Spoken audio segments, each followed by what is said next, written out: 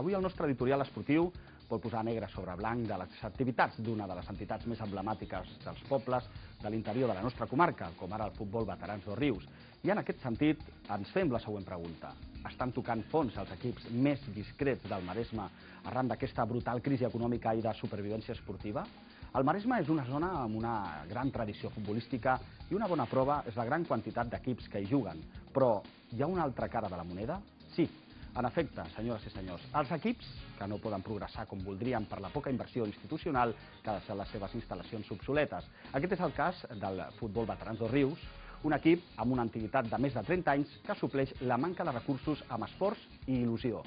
Aquest dissabte, en el marc de la Festa Major de Dos Rius, presenten el nou equip per a aquesta propera temporada.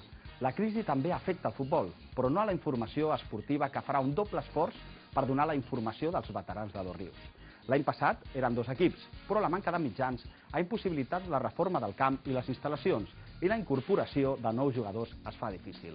Tot i això, els veterans no rendeixen. El seu entrenador, José Fernández, intenta inculcar als jugadors disciplina i un bon joc i entre tots, amb molt esforç i il·lusió, han aconseguit crear un bon ambient i gaudir jugant al futbol.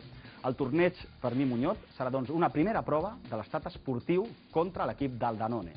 Sortiran al terreny de joc, però amb el mateix estat d'ànim?